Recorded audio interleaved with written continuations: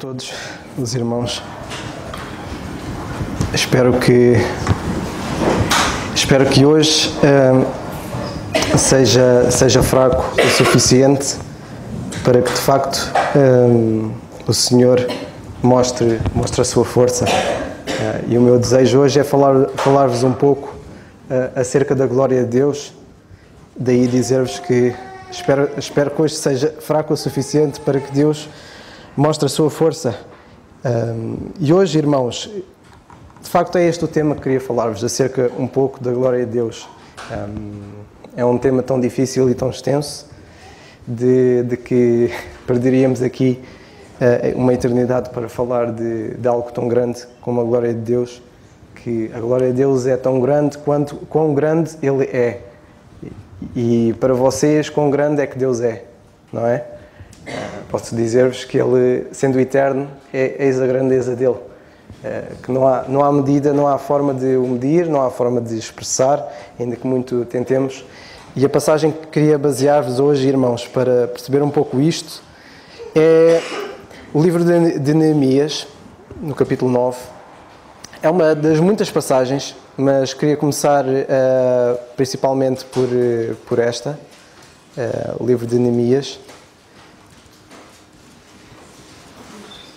Para quem precisar, talvez, um pouco de ajuda,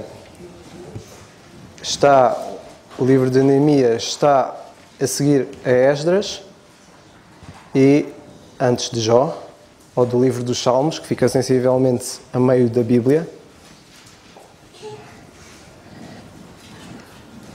E então o livro de Neemias, no capítulo 9 e versículo 6, diz assim: eu tenho duas versões e eu vou ler das duas versões. Uma delas diz: só tu és Senhor, tu fizeste o céu dos céus e todo o seu exército, a terra e tudo quanto nela há, os mares e tudo quanto neles há, e tu guardas com vida a todos, e o exército dos céus te adora. Uma outra versão que eu tenho, que também achei interessante, diz: bendito seja o teu nome glorioso, a tua grandeza está acima de toda a expressão de louvor, só tu és Senhor. Fizeste os céus e os mais altos dos céus e tudo o que neles há, a terra e tudo o que nela existe, os mares e tudo o que neles existe. Tu deste a vida a todos os seres e os exércitos dos céus te adoram. Por isso, irmãos, é isto um pouco que queria falar-vos da glória de Deus de forma talvez inesperada e interessante, contando-vos um pouco a história para perceberem, e queria começar um pouco com esta história, que é uma história que aconteceu sensivelmente em 1995,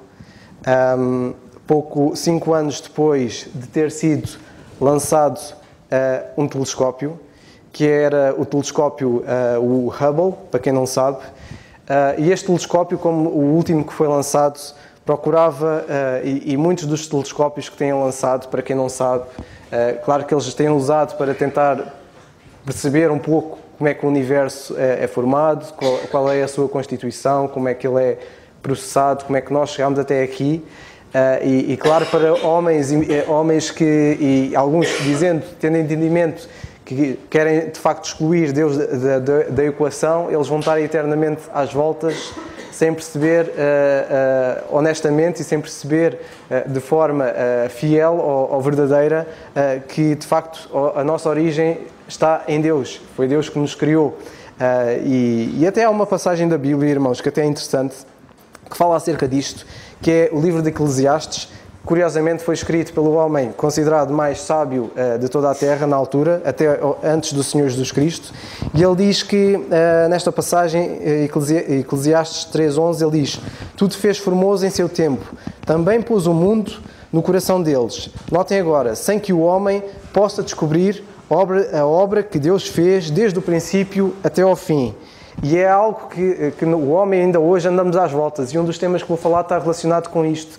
Como nós, como homem, descartando Deus da equação, anda às voltas e voltas e voltas e nunca chegamos ao conhecimento da verdade acerca da nossa origem. Porque, de facto, o homem não pode descobrir a obra que Deus fez desde o princípio até ao fim. E da mesma forma que nós não podemos descobrir o passado, porque o passado, e sendo muito sincero convosco, muito o que é ensinado na escola são suposições. Todos os modelos que nós ensinamos na escola, desde a evolução, a partir do Big Bang até hoje, são suposições, porque o homem não estava lá. E nós tentamos, com base numa série de evidências, tirar conclusões a partir daí. E as conclusões muitas vezes são pré-concebidas, conforme ideologias, conforme um certo tipo de narrativa, ou conforme o que o vento vai, ou conforme o que o homem deseja. E infelizmente o homem, estando em guerra com Deus, quer tirar Deus da equação e procura de fazê-lo de várias formas. E um dos modelos que queria mostrar, e ia pedir ao Bruno, que o Bruno teve a dar uma ajuda. Este é um modelo que normalmente, atualmente, é falado acerca das nossas origens. Em termos de cronologia, é dito que o universo tem sensivelmente 13, ali está 77, alguns dizem que é 80, outros dizem que é 0,6, e que dizem que é a idade do universo. E que, de facto, o universo, e este telescópio foi importante para perceber isto, eles dizem que o universo evoluiu ao longo do tempo, houve o Big Bang.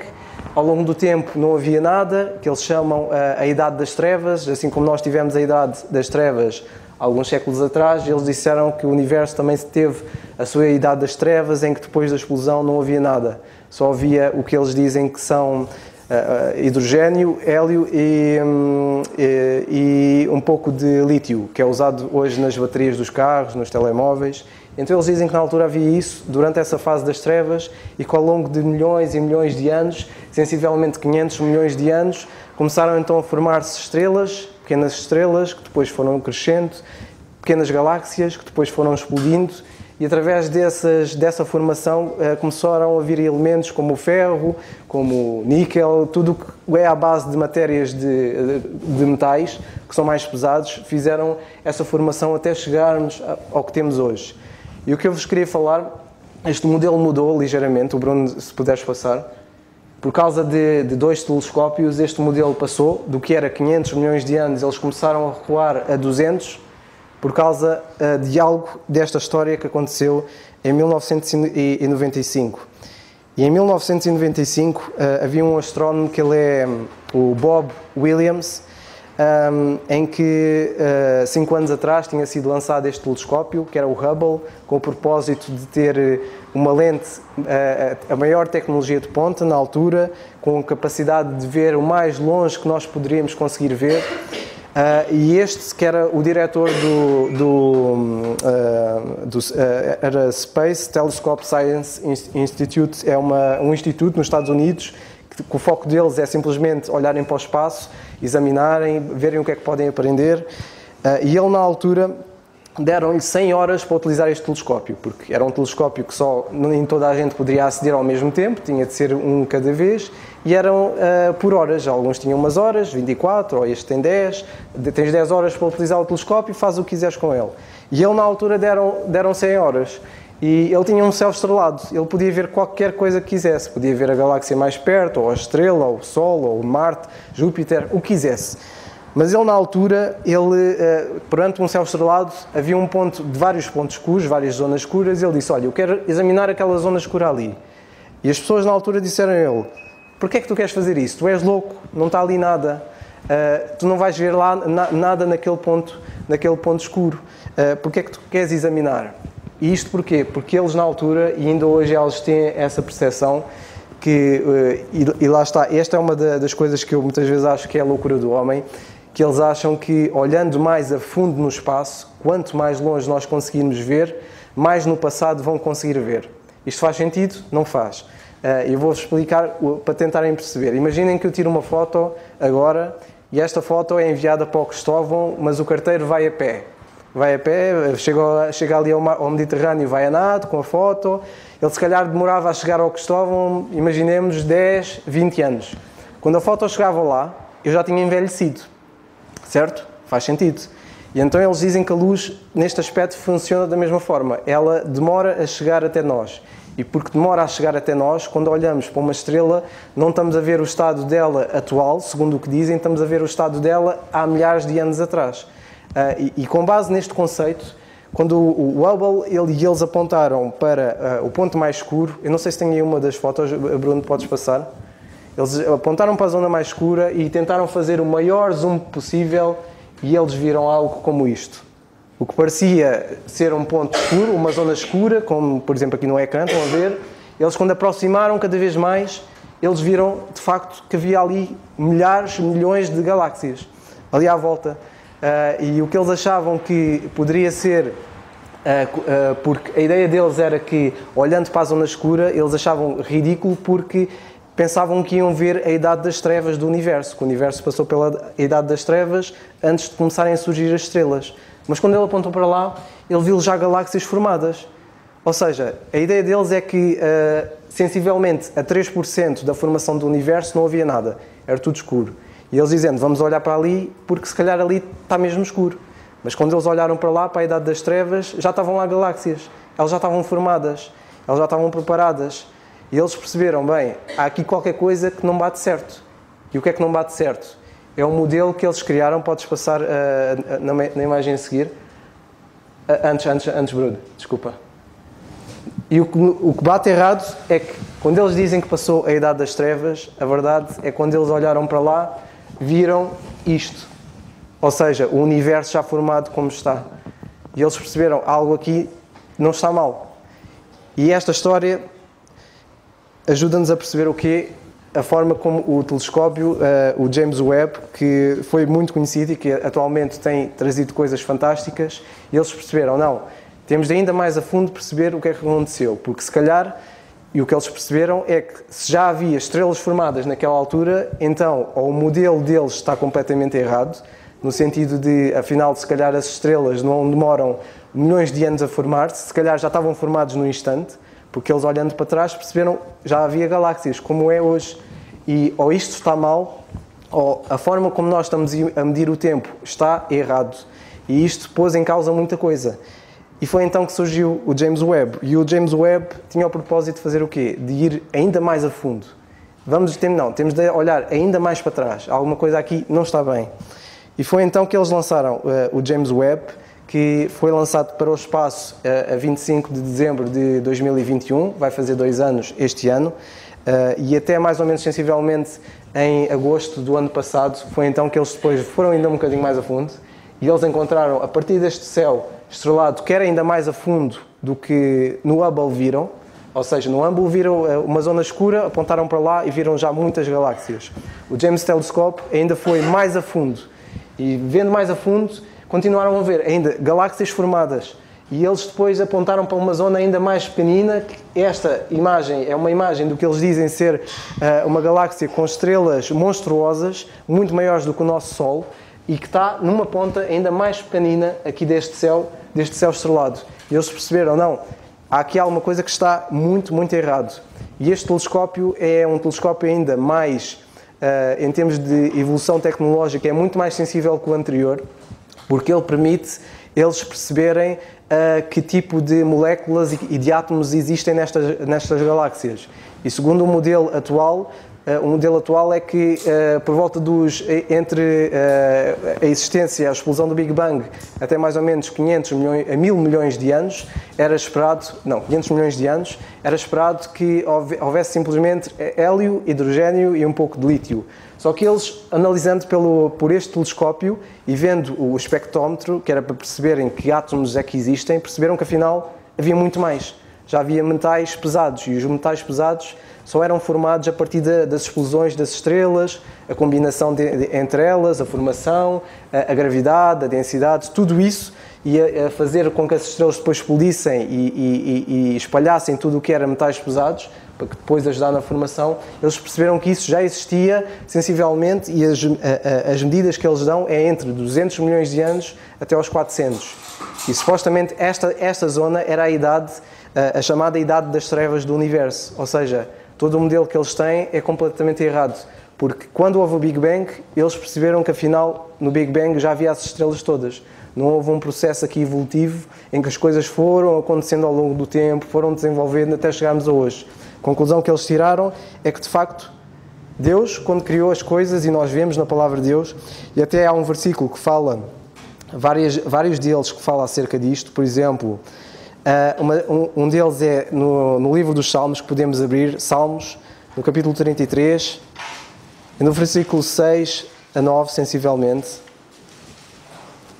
Vemos o salmista e o salmista inspirado,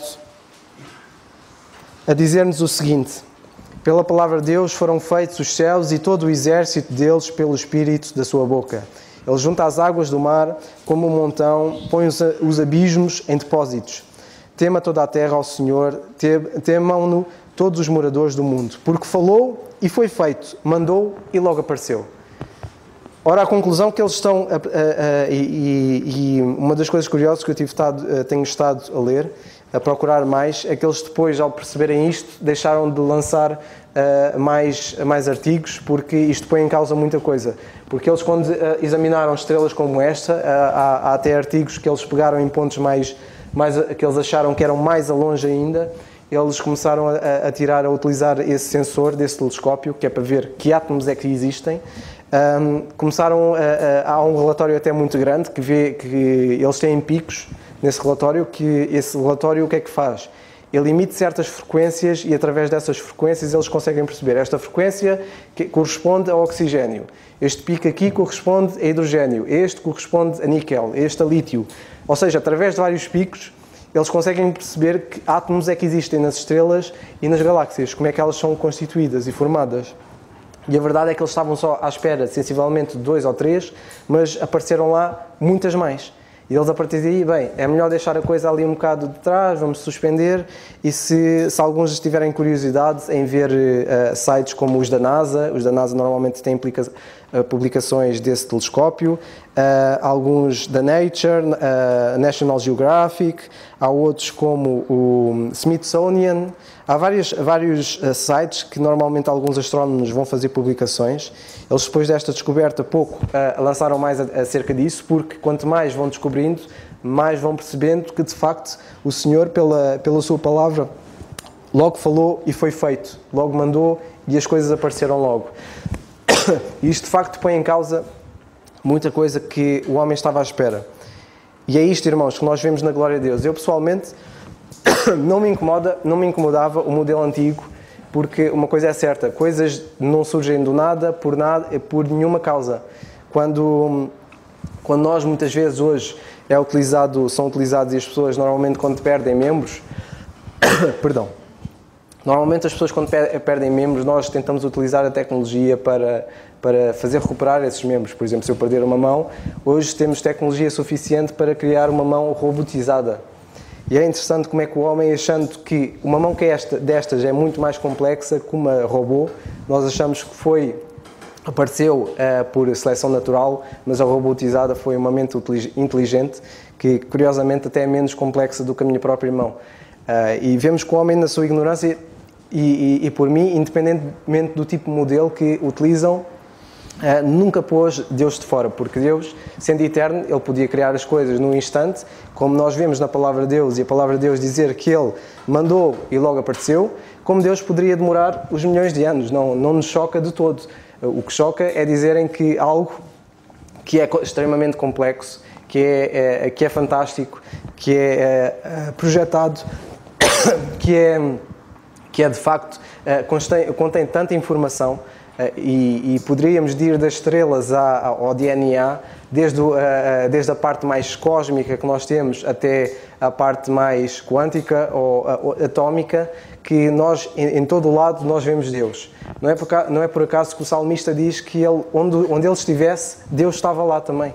E é isto que nós vemos na glória de Deus, na nossa fraqueza, que onde nós estivermos, Deus está lá. Podemos estudar o mais pequeno átomo, podemos estudar o DNA, podemos estudar todo o tipo de proteínas, como podemos estudar os buracos negros, estudar a maior estrela, a maior galáxia, procurar ir mais a fundo do universo. A verdade é que onde quer que nós vamos, Deus está lá. E Deus está lá a mostrar-se presente. E é interessante, irmãos, porque estes dois modelos, todos eles são explicativos de alguma forma. Nós, por exemplo, poderia dizer-vos porque é que a água da minha chaleira ferve, porque é que ela ferve, porque é que os átomos lá estão a ferver. Essa é uma explicação que não é de todo descabida, nós explicarmos cientificamente porque é que a água ferve, mas também há um outro tipo de explicação, que é eu dizer-vos a água está a ferver porque eu quero beber um cappuccino daqui a pouco.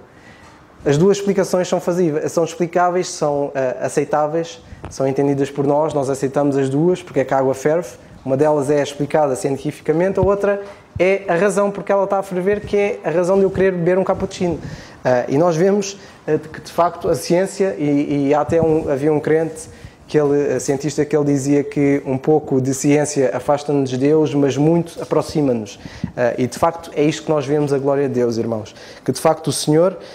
E vemos que, por exemplo, em Isaías 45:18, que é uma das passagens que eu gosto muito em que Isaías fala muito da criação. Eu tenho muitas passagens acerca da criação que, se nós as lêssemos todas, acho que perante isto, entre outras coisas, ficaríamos maravilhados. Mas Isaías 45, o livro de Isaías, no capítulo 45 e no versículo 18, ele diz assim: porque assim diz o Senhor, que tem criado os céus, o Deus que formou a terra e a fez. Ele a confirmou, não a criou vazia, mas formou para que fosse habitada.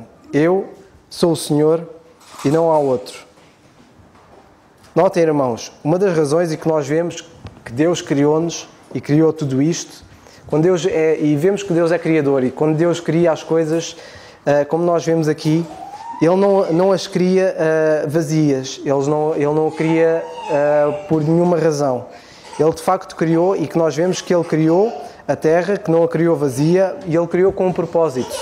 E o propósito dele era que de facto fosse habitado por nós. Que nós, sendo a sua criação, perante uma glória tão grande da criação de Deus, nós de facto prestássemos adoração e reconhecêssemos. É por isso, irmãos, que na Epístola do Apóstolo Paulo aos Romanos, no capítulo 1 e versículo 20, nós vemos o Apóstolo Paulo a dizer isto: pois, desde a criação do mundo, os atributos invisíveis de Deus, o seu eterno poder, a sua natureza divina, têm sido vistos claramente. Eles são vistos de forma clara, sendo compreendidos por meio das coisas criadas. E notem, Paulo aqui a dizer que a criação mostra que existe um Criador. Da mesma forma que nós pegamos num telemóvel ou num microfone e sabemos que isto foi projetado, nós normalmente supomos logo que algo complexo como isto só pode ter sido projetado. Não existe nada no mundo em que tenha surgido aleatoriamente. Isso não é nem sequer testável, nem replicável, nem provável. Não dá para provar que coisas podem surgir do nada. E surgir do nada de forma aleatória ou evolutiva. Isso não é testável, não dá para eu testar algo assim.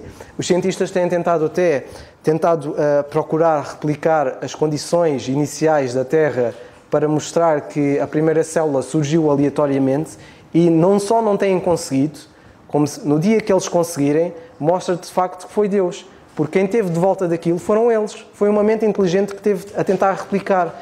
E essa mente inteligente que conseguir replicar, ele não pode dizer que aquilo surgiu do nada, porque ele é que estava envolvido naquele teste, ele é que estava envolvido a preparar todas as condições para que tudo aquilo surgisse.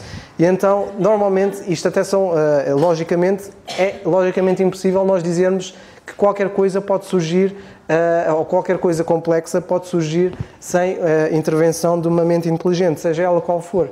E de facto, se nós somos capazes de criar mãos para tentarem substituir as nossas, que são muito mais complexas, e imaginem, o Deus que criou-nos a nós, que somos muito mais complexos do que uma pequena mão robotizada. E a questão, irmãos, é que nós, perante isto, e é por isso que, olhando para todas estas passagens e tudo isto, eu tenho vários artigos para, se quiserem ver até esta história do Bob Williams, que era o diretor desse instituto, que quis ver o ponto negro e que depois acabou por descobrir um universo ainda mais a fundo. Tenho vários artigos destes para depois quem quiser ler, mas a questão que fica e que eu quero quase para deixar terminar é que porque é que Deus fez tudo isto, não é? E é interessante que nós vemos na Bíblia que o Deus que criou tudo isto, Ele fez uma pergunta semelhante a Jó. E isto ajuda-nos a perceber muita coisa. No livro de Jó, no capítulo 38, e eu espero que os irmãos, ao abrirem Jó, venha-vos à vossa lembrança a história de Jó. Porque o ponto que eu vos vou citar já é um ponto já depois de muita coisa ter acontecido com Jó. E Jó passou por um sofrimento extremo e diria que, se calhar, desconsiderando e pondo de fora o Senhor Jesus Cristo e o que Ele passou pelos nossos pecados, Jó pode ter sido, e certamente na Bíblia nós vemos o homem mais sofrido na história, desconsiderando o Senhor Jesus Cristo aqui na equação. E vemos que Jó, depois de todo este sofrimento que passou, vemos no capítulo 38 e no livro 1 dizer o seguinte: depois disto o Senhor respondeu. Depois disto o Senhor respondeu. Depois disto o quê? Depois de todo este sofrimento que Jó passou, depois de todo este debate filosófico, teológico, tudo o que podem pensar, e lendo a história de Jó daqui para trás, e ao imaginarem todo o debate que houve à volta disto, depois disto o Senhor respondeu. Depois disto o Senhor respondeu a Jó, dizendo: quem é este que escurece o conselho com palavras sem conhecimento? Notem, Deus estava a ver a fotografia toda. Ele já sabia, porque nós, lendo Jó 1, sabemos que houve um desafio prestado em que Satanás, o desafiador, quis testar Jó e quis, mais do que testar Jó, queria provar que Deus estava errado acerca de Jó. E vemos que a resposta de Deus, e a resposta de Deus não foi só a Jó e os amigos. A resposta de Deus aqui foi ao próprio desafiador. Sabemos que ele, depois do último teste, que foi tirar a saúde de Jó, que ele depois desapareceu da equação, mas quando Deus respondeu a Jó, a resposta que ele tem aqui é a resposta a eles todos. E Deus diz assim: quem é este que escurece o conselho com as palavras sem conhecimento? Agora cinge os teus lombos, como homem, e perguntar-te-ei, e tu me ensinarás. Quem é que és tu para me ensinar? Andamos nós aqui a tentar descobrir cada vez mais, e Deus a desafiá-lo, a desafiar Jó e todo o homem, porque ele diz: cinge os teus lombos como homem. E esta pergunta, e isto que ele diz a Jó, serve para nós também, porque todos nós estamos aqui, que eu saiba, somos homens e mulheres, ou somos humanos, somos homens. E ele perguntar-te-ei, Deus ia fazer-lhe perguntas e ele iria ensiná-lo. E das perguntas que ele diz, começando pela primeira, que é a primeira aqui que eu vou fazer, e paro por aqui, onde ele diz: onde é que tu estavas quando eu fundava a terra? Faz-me saber se tu és inteligente, se tu tens inteligência. E a verdade é que nós continuamos ainda aqui à procura a tentar responder a isto. Onde é que estávamos nós quando Deus fundava a terra? E a resposta que nós temos, que o homem hoje tentado a perceber, é que de facto Deus estava lá. É que nós não estamos, tentamos ir, e muitas vezes eles têm estas teorias de que quanto mais longe no universo, mais no passado nós conseguimos ver, para tentar responder a esta pergunta a Deus, que nós de facto até conseguíamos estar lá, para ver o que é que estava a acontecer. Só que a verdade é que nós, segundo os modelos que temos, quanto mais para trás vamos, mais percebemos que Deus já estava lá. Não só Ele já estava lá, como quando a Bíblia diz que Deus criou as coisas prontas, conforme a sua palavra, que Ele falou e logo surgiu e apareceu, Deus já estava lá. E Deus já sabia. E nós, ao tentar chegar mais atrás, percebemos de facto que o que Deus tem dito tem sido sempre verdade até aqui. E isto mostra-nos, irmãos, que Deus, ao fazendo estas perguntas a Jó, este Deus que criou que vai desde o cósmico ao atómico, desde o larga escala ao quântico, para quem percebe ou não percebe, este Deus que é tão grande, mas consegue ser tão pequeno para caber lá dentro no coração de quem crê, este Deus que fez tudo isto é um Deus que se preocupa. Porque se Deus não se preocupasse, Ele não ia ter com Jó. E Deus, ao fazer estas perguntas a Jó, Ele mostrou que eu que estava lá, que criei isto tudo, eu controlo tudo. Não há nada que não tivesse fora, que me escapasse das minhas mãos. A vida de Jó e a vida de outros, de todos nós que aqui está, é muito complicada, por muito difícil que ela seja, por muitas nuances, muitas dificuldades, muitos desafios, muitos problemas que nós tenhamos. A verdade é que nada disso foge ao conhecimento, foge ao poder e foge à presença de Deus. Porque Deus, de facto, Ele estava lá. E Ele, ao fazer estas perguntas a Jó, Ele mostra-nos que Ele, de facto, se preocupa connosco. Que Ele sabe o que é que se passa na nossa vida. Ele sabe, de facto, o que nós queremos, o que nós ansiamos, as nossas necessidades. E Ele está lá, Ele viu, Ele vê, Ele sabe o que vai acontecer. E de facto este Deus que parecia ser tão ausente, não é? Porque o homem procura e não vê uma imagem de Deus, mas vê de facto a criação. Este Deus criou tudo isto e que parece que está ausente, vemos Ele de facto a mostrar que Ele estava bem presente. Ele conhece as nossas vidas. Ele estava tão presente que é por isso que quando nós vamos e lemos em Filipenses, no capítulo 2, a presença, a fantástica presença de Deus. E o apóstolo Paulo a dizer ao termos o mesmo sentimento que o Senhor Jesus Cristo, ele fala de quem é que Jesus Cristo era. E ele diz assim, sendo em forma de Deus, no versículo 6, capítulo 2, não teve por usurpação ser igual a Deus, mas fez a si mesmo de nenhuma reputação, ou seja, humilhou-se. Há outra versão que diz que o Senhor Jesus Cristo humilhou-se. E humilhou-se como? Tomando a forma de servo, fazendo-se semelhante aos homens. Foi esta a sua humilhação. Nós somos minúsculos, comparando com estas estrelas, comparando com o universo enorme. Nós perante tudo isto somos o quê? Somos nada. É por isso que o Senhor Jesus,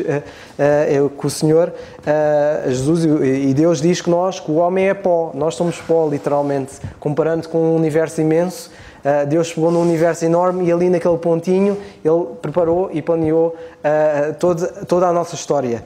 E Ele, de facto, tem o controle sobre toda ela. Não só Ele fez tudo isto, como Ele incluiu-se neste ponto pequenino que somos nós e onde estamos. E achando na forma de homem, lá está, humilhou-se a si mesmo.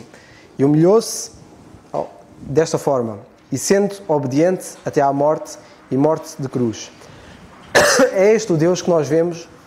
E para terminar a última passagem, João capítulo 1, do versículo 1 até ao 3, em que diz, no princípio era o Verbo, e o Verbo estava com Deus, e o Verbo era Deus. Ele estava no princípio com Deus. E todas as coisas foram feitas por Ele, e sem Ele, nada do que foi feito se fez. Nele estava a vida, e a vida era a luz dos homens. E de facto, irmãos, é isto que nós vemos. Este próprio Deus que criou algo tão fantástico, mostra de facto a sua glória na nossa fraqueza. Porque nós, em comparação com toda a criação dele, nós não somos nada.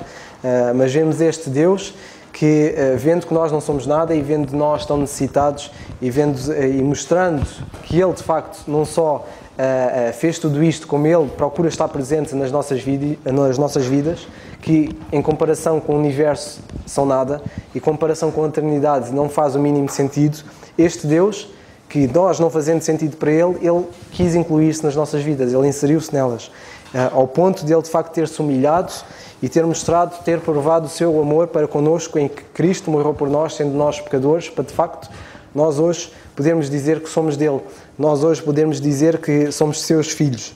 Foi esta a obra que ele fez para nós. Ele fez uma criação fantástica, uma criação tremenda, mas ele não ficou por aí. Ele não ficou só por fazer-nos e deixar as coisas correr. Ele de facto inseriu-se na nossa história para de facto mostrar que ele está presente nas nossas vidas, Ele conhece-nos, Ele quer ter uma comunhão connosco e Ele fez e preparou tudo para que nós tivéssemos essa possibilidade e essa escolha. E de facto, irmãos, o amor, quando nós falamos em amor, falamos em liberdade, porque o amor, não existe amor por obrigação, o amor não dá para fingir. Se alguém não ama, é difícil uma pessoa mostrar amor para com outra através do fingimento, porque o amor é das ações, é das demonstrações. Neste caso, o amor, sendo Jesus Cristo, é da maior transparência que existe em todo este universo, porque ele não dá para fingir. Se alguém não tem amor, isso dá para ver logo à distância. E vemos este Deus a mostrar, de facto, o seu amor, e mostrando o seu amor ao dando-nos uma escolha hoje. E a escolha é, nós queremos de facto aceitar o que o Senhor Jesus Cristo fez nas nossas vidas, por causa dos nossos pecados.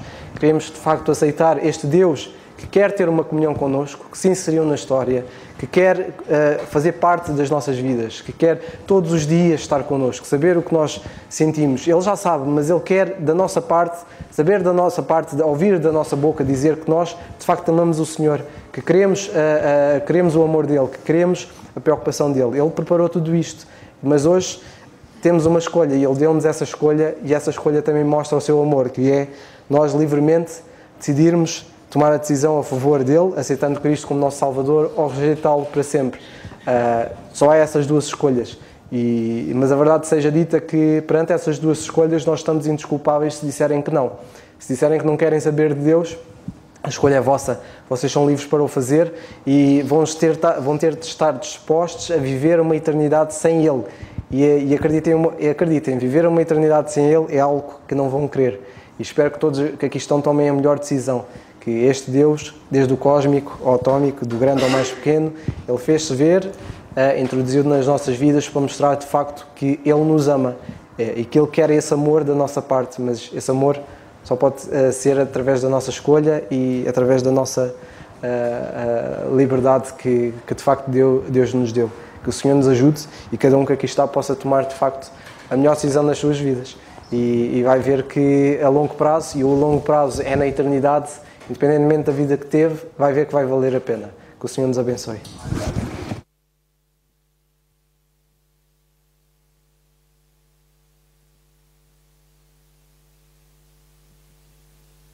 Graças a Deus, irmãos, por aquilo que ouvimos. Eu dou graças a Deus porque o Senhor deixou-nos algo tão importante, que é a Sua Palavra. E a Sua Palavra é o livro de instruções, como nós esta manhã ouvimos. E quando nós vemos o homem gastar milhões de dólares para inventar um telescópio, para ver um bocadinho assim daquilo que Deus fez, e eles só veem um bocadinho assim, quando Deus deixou-nos a Bíblia. Deus deixou-nos um livro de instruções, irmãos. O homem só há 400 ou 500 anos atrás é que descobriu que a Terra era redonda, quando a Palavra de Deus já fala nisso há tanto tempo. E lá está, eles ainda não descobriram também um telescópio, e nem vão descobrir, nem nunca vão conseguir descobrir o terceiro céu. E esse terceiro céu é aquele onde vamos passar a nossa eternidade. Para aqueles que reconhecem o nosso Senhor Jesus Cristo como seu único Salvador. Infelizmente o homem age como nós às vezes agimos, não é? Para quem usa óculos, às vezes anda à procura dos óculos aqui na cabeça e anda à procura deles, e o homem é assim, tem a Bíblia e anda a inventar coisas para poder descobrir algo mais além, quando a Palavra de Deus diz tudo. Os carpinteiros às vezes têm um lápis atrás da orelha e andam à procura do lápis e ele está atrás da orelha, e o homem é mesmo assim. E eu dou graças a Deus porque o Senhor provê tudo. E Ele, sabendo da nossa fraqueza, deixou-nos a Sua Palavra. E não há nada melhor do que nós, o mentor e o Criador, ter-nos deixado algo maravilhoso. A Sua Palavra para nós nos guiarmos, nós sabermos onde é que devemos estar no sítio certo, qual é a nossa função. Como igreja hoje, o Senhor também nos deu essa bênção enorme de dirigir a Sua Palavra aos dias de hoje. Como igreja, como é que nós devemos andar, como é que nós devemos proceder perante Ele. É algo tremendo, irmãos, é algo maravilhoso, que o Senhor assim nos ajuda a compreender a Sua Palavra e a podermos percebê-la. Não há nada melhor do que nós lermos. Qualquer criador, de qualquer máquina, quando cria algo, tem um livro de instruções. E eu, quando falo em livro de instruções, lembro-me sempre da minha cunhada, da Sónia, porque ela lê sempre as instruções. Eu raramente leio as instruções quando compro alguma coisa. Mas é importante nós lermos as instruções. E o nosso Deus deixou-nos a Sua Palavra, que é o nosso livro de instruções. Como é que nós funcionamos? Como é que podemos funcionar nesta sociedade? Que o Senhor nos ajude, irmãos, porque senão nós vamos fazer como... Se nós não lermos a Palavra de Deus, nós podemos nos perder como se calhar muitos já se perderam. Meteram louça numa máquina de lavar roupa. E é o caos, e a sociedade vive assim. A sociedade hoje vive assim. Vive de uma maneira, num caos. Porquê? Porque não lê, não observa as instruções que Deus deu. Que o Senhor nos ajude. Eu gostei muito da mensagem e é motivo de nós meditarmos em cada palavra e na grandiosidade do nosso Deus e na Sua glória. Vamos ficar de pé, irmãos, e vamos terminar com a oração.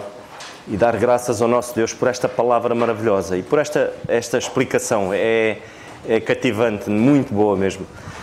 Senhor nosso bendito e amado Pai, nós queremos Te dar graças mais uma vez por aquilo que ouvimos. Obrigado pelo Teu servo, Senhor. Obrigado pelo Dário, pelo conhecimento, Senhor, pela sua procura e a sua dedicação para nos trazer esta manhã, através da Tua palavra, Senhor, a Tua dimensão.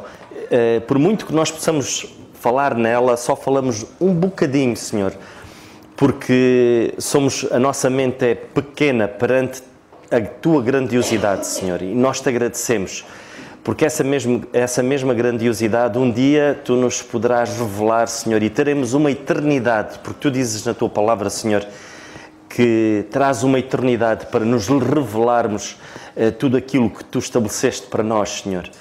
Ó Pai, e se esta manhã está aqui alguém que ainda não Te tem como único Salvador, que o possa fazer, Pai, porque se não o fizeres, estará privado da Tua presença, Senhor, e será uma catástrofe para a sua alma, Senhor.